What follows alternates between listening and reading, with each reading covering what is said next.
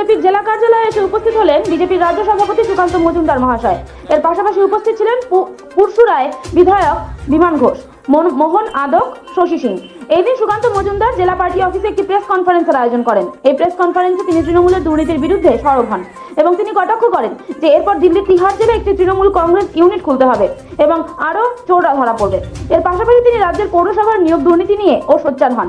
এছাড়া কালিয়াগঞ্জের বাচ্চা মেয়ের মৃত্যুর তীব্র নিন্দা করেন এবং এদিন তিনি কালিয়াগঞ্জের ঘটনার পরিপ্রেক্ষিতে রাজ্যের পুলিশকে তালিবান বলে কটাক্ষ করতে ছাড়েননি এবং ঈদের দিনে মাননীয় রাজ্য মুখ্যমন্ত্রী মমতা বন্দ্যোপাধ্যায় যেভাবে ধর্মীয় সভাকে রাজনৈতিক সভায় পরিণত করেছেন সেই বিষয়টাকেও যথেষ্ট নিন্দা করেন।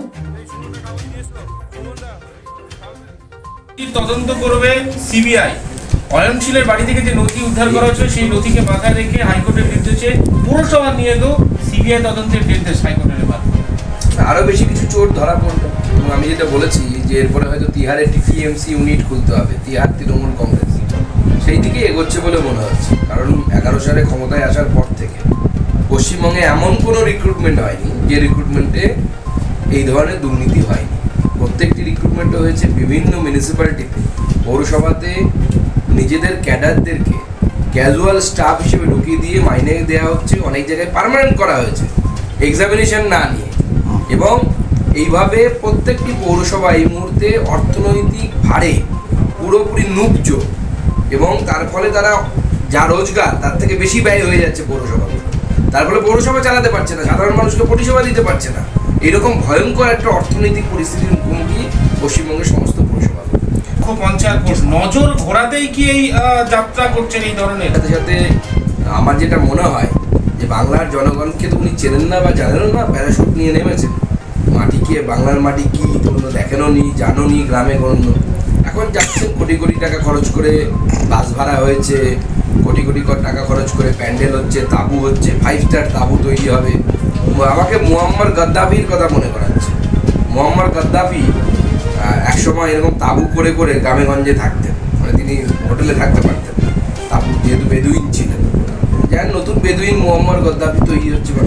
সিবিআই তল্লাশি অভিযান শেষ হয়েছে তাপস সাহার বাড়িতে, আর সিবিআই চলে যেতেই অকাল উৎসব, মাংস ভাত দিয়ে পিকনিক বিধায়কের হাতে রান্না করে কর্মীদের দিচ্ছেন, যে হয়তো কি এই যাত্রায় বাঁচা গেল অকাল উৎসব। দেখুন, এই যাত্রায় বাঁচলেও পরের যাত্রায় বাঁচবেন কিনা কোনো গ্যারান্টি তো নেই। সারাক্ষণ বরঞ্চ ভয়ে ভয়ে থাকতে হবে। এই সিবিআই ধরলো খাবার, তো এই ভয়ে ভয়ে থাকুন কিছুদিন। এখন মাংস ভাত খেন, ছাগল বলি হওয়ার আগে প্রচুর পাতা খায় দেয়। দাদা, সিবিআই বলছে 2016 সাল থেকে বিভিন্ন ক্ষেত্রে চাকরির নামে টাকা তুলেছেন তাপস সাহা এবং তার আত্মসহায়ক। এটা মানে সিবিআই দাবি করছে। একটু এর সঙ্গে যোগ করছি, বলা হচ্ছে যে গত 2 মাসে প্রবীর কালের অ্যাকাউন্টে 1,42,30,000 টাকা ঢুকেছে এবং আরেকটি অ্যাকাউন্টে 61,99,000 টাকা ঢুকেছে। 4টি ব্যাংক অ্যাকাউন্ট ইতিমধ্যে সিবিআই নজরে এবং প্রবীর কালের 2টি অ্যাকাউন্টে, মানে বলা হচ্ছে যে প্রবীর কালের অ্যাকাউন্টে টাকা রেখেছেন তাপস সাহা। তাপস সাহা শুধু নয়, প্রত্যেকটি জেলায় প্রত্যেকটি বিধায়ক তৃণমূল কংগ্রেসের এইভাবে টাকা নিয়ে চাকরি দিয়েছে এবং সাধারণ মানুষের অভিযোগ। আপনারা অপেক্ষা করুন, একজন বিধায়ক দিয়ে শুরু হচ্ছে, আস্তে আস্তে আরও প্রচুর বিধায়ক বেরোবে। এমন কোনো বিধায়ক নেই যে নিজের প্যাডে লিখে চাকরির জন্য সুপারিশ করেনি। আজ না হয় কাল সেই চিঠিগুলো সিবিআইয়ের হাতে পৌঁছবে এবং এই সমস্ত চিঠি নিয়ে 14 তলায় একটি কম্পিউটারে কম্পাইলেশন হয়েছিল। আমরা সেই নামটাও জানি, যারা রাজনীতিতে খবর রাখে তারা সবাই জানেন। সেই জন্য এই মাথারাও ধরা পড়বে। 14 তলায় যারা বসে এই কম্পাইলেশন করেছিলেন, কোন কম্পিউটারে হয়েছিল, কার কম্পিউটারে হয়েছিল, আস্তে আস্তে সব ধরা। দাদা, কালিয়াগঞ্জ কাণ্ডে জাতীয় শিশু সুরক্ষা কমিশন সেখানে গিয়ে শিশুর পরিবারের সঙ্গে কথা বলেছে এবং তারা বলছে রাজ্যে আইন শৃঙ্খলা একেবারে ভেঙে পড়েছে। কার্যত একবারে এই চেয়ারপারসন যিনি শিশু সুরক্ষা কমিশনের, তিনি তোপ দেখেছেন। কি বলবেন? এখন রাজ্যের যে শিশু সুরক্ষা কমিশন আছে, সেই সুরক্ষা কমিশনের চেয়ারম্যান তিনি কলকাতায় বসে থাকেন, এসির হাওয়া খান, মাস গেলে একটা মোটা মাইনে, মাস মাইনে পান। তার বাইরে তার কোনো অ্যাক্টিভিটি আমি তো আজ অব্দি দেখিনি, আপনাদেরও ক্যামেরাতে আপনারা দেখাতে পারবেন। যখন কেন্দ্রীয় কমিশন আসে, শিশু সুরক্ষা কমিশন, তখন উনি হঠাৎ কেমন যেন কুম্ভকর্ণের মতো ঘুম থেকে উঠে যান। কেন্দ্রীয় কমিশন না আসলে ওনার কি ঘুমটা ঠিক ভাঙে না। এবার কেন্দ্রীয় কমিশন এসেছে, ভেঙে তো আর ঘুম ভেঙেছে, ভয় উঠে গেছে তার, সে এখন দাপিয়ে বেড়াচ্ছে। এই দাপিয়ে তো লাভ নেই, নিজেও কিছু কাজ করুন। সবসময় কেন্দ্রের উপর ভরসা করে থাকলে তো চলে না। আর সেখানে সাংবাদিকদের বাধা দেওয়া হয়েছে কালিয়াগঞ্জে। সাংবাদিকদেরকে ঢুকতে দেওয়া হচ্ছে না, কারণ সত্য ঘটনা সামনে চলে আসবে। গ্রামবাসীরা তো, আমি নিজে গেছিলাম গতকাল, আপনারা জানেন, গ্রামবাসী পরিবার সবাই চাইছে সিবিআই তদন্ত। পুলিশের উপর বিন্দু মাত্র ভরসা নেই, পুলিশ ধামা চাপা দিচ্ছে, পরিষ্কার বোঝা যাচ্ছে। পুলিশ বলছে বাচ্চা মেয়েটি বিষ খেয়ে আত্মহত্যা করেছে। আমি ধরে নিলাম তর্কের খাতিরে বিষ খেয়েছে। আচ্ছা, বিষ খেলে কোনো আপনার জামা কাপড় খুলে রাখবেন? তাই হয় কোনো? আর বিষ খাওয়া অবস্থায় মানুষ জামা কাপড় খুলতে যাবে? মেয়েটির নিম্নাঙ্গে কোনো কাপড় ছিল না, 2 থেকে 4 জোড়া চটি সেখানে লোকাল মানুষ দেখেছে। এখনো সেই জায়গাটা ঘিরে রাখা নেই। পুলিশ ডোন্ট ট্রান্সপাস বলে একটা পুলিশ লাল রঙের রিবন দিয়ে ঘিরে রাখে, যেখানে অপরাধিক ঘটনা ঘটে। এখনো জান দেখবেন ঘেরা নেই জায়গা, সেখানে মদের বোতল পড়ে আছে।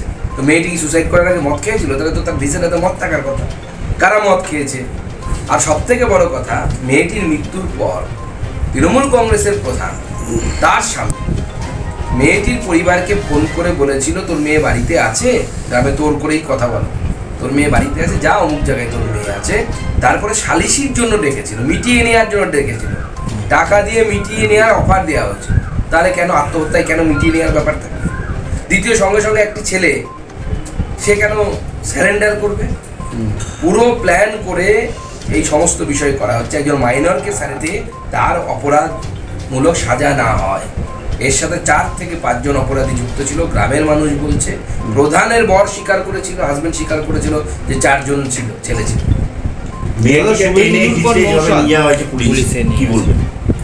দেখুন, এ তো তালিবানকেও হার মানাচ্ছে। তালিবানরাও মনে হয় তার শত্রুদেরকে মারার পর তাদের মৃতদেহ নিয়ে এই ধরনের অসম্মান করে। আমরা তালিবানদেরকে দেখেছি। আর পশ্চিমবঙ্গ পুলিশের কম্পিটিশন চলছে তালিবানদের সাথে, যে কত বেশি তালিবানদেরকে পার করে যাওয়া যায় কিনা। শুধু এই কাজের জন্য তো সেই জেলার এসপি এবং কালিয়াগঞ্জের আইসির সাসপেন্ড হওয়া উচিত। মানবাধিকার কমিশনে আমরা যাব। সুকান্তদা, গতকাল ধর্মীয় মঞ্চ থেকে যেভাবে আপনাদের হুমকি দেওয়া হয়েছে, তাতে কি আদৌ সংখ্যালঘু ভোট আটকানো যাবে? শুভেন্দুর পর নওশাদও এর নিয়ে বিরোধিতা করেছে। দেখুন, যেভাবে একটি ধর্মীয় মঞ্চকে মমতা বন্দ্যোপাধ্যায় ব্যবহার করেছেন, অত্যন্ত লজ্জাজনক।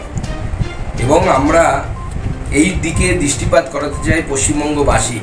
ওখানে মমতা বন্দ্যোপাধ্যায় বলছে যে আমরা সবাই যদি এক হই, অর্থাৎ মুসলিমদেরকে কথা বলছে, এটা সাম্প্রদায়িকতা নয়। কোনো বিজেপি নেতা বলে যে সব হিন্দু এক হয়ে ভোট দাও, তাহলে সেটা সাম্প্রদায়িকতা। অদ্ভুত সাম্প্রদায়িক অসাম্প্রদায়িকতার বেড়াজালে আমরা আবদ্ধ হয়ে আছি। আমরা এর তীব্র নিন্দা করছি। মাননীয় মুখ্যমন্ত্রী একটি ধর্মীয় অনুষ্ঠানের মঞ্চকে রাজনৈতিক মঞ্চে পরিণত করেছেন। এবং আমি অনুরোধ করব মুসলিম সম্প্রদায়ের মানুষদেরকে যে এই মহিলাকে আর ডাকবেন না। এই মহিলা আপনাদেরও অপমান করছে, আপনাদের ধর্মেরও অপমান করছে। দাদা, এনসিপিসিআরের চেয়ারপারসনের মন্তব্য দুঃখজনক, উস্কানিমূলক এবং এতে রাজ্যে আইন শৃঙ্খলার অবনতি হতে পারে, টুইট করছে রাজ্য মহিলা কমিশন, শিশু কমিশন। ওনার ঘুম ভেঙেছে না? এখন এতক্ষণ তো ঘুমিয়েছিলেন, কুম্ভকর্ণ হয়ে ঘুমিয়ে থাকেন, কলকাতায় বিভিন্ন অনুষ্ঠানে যান, এসি রুমে বসে থাকেন, মাইনে পান, আর তো কোনো কাজ নেই। হঠাৎ করে এখন যেহেতু কেন্দ্রের কমিশন দিল্লি থেকে চলে আসছে, উনি কালিয়াগঞ্জ পৌঁছতে পারছেন না কলকাতা থেকে। এখন ওনার ঘুম ভেঙে উনি দৌড় শুরু করেছেন কালিয়াগঞ্জ যাওয়ার জন্য। এনসিপিসির লাস্ট প্রশ্ন, এনসিপিসির যে প্রতিনিধিরা পৌঁছেছেন সেখানে সংবাদ মাধ্যমকে 144 ধারা জারি করে আটকে দেওয়া হয়েছে। যে তারা যে কথা বলছেন, অন্তত তারা যে সংবাদ মাধ্যম দূর থেকে অন্তত ছবিটা তোলা যায়, সেটাও অনেক দূরে আটকে দেওয়া হলো। দেখুন, এটা আমার মনে হয় অন্যায় এবং সাংবাদিকদের যে অধিকার আছে সেই অধিকারের হনন। 144 ধারা থাকলে পরেও আপনি সাংবাদিকদেরকে আটকাতে পারেন না, আটকানো যায় না। 144 ধারার মধ্যে সাংবাদিকরা গেলে পরে একজন সাংবাদিক তার সাথে একজন ক্যামেরাম্যান যাচ্ছে, সেখানেও তো আপনি 144 ধারা ভায়োলেট করছেন না। 5 জনের উপরে হলে ভায়োলেশন হয়। এরকম নয় তো সব সাংবাদিক একসাথে দল বেঁধে যাচ্ছে। ঠিক।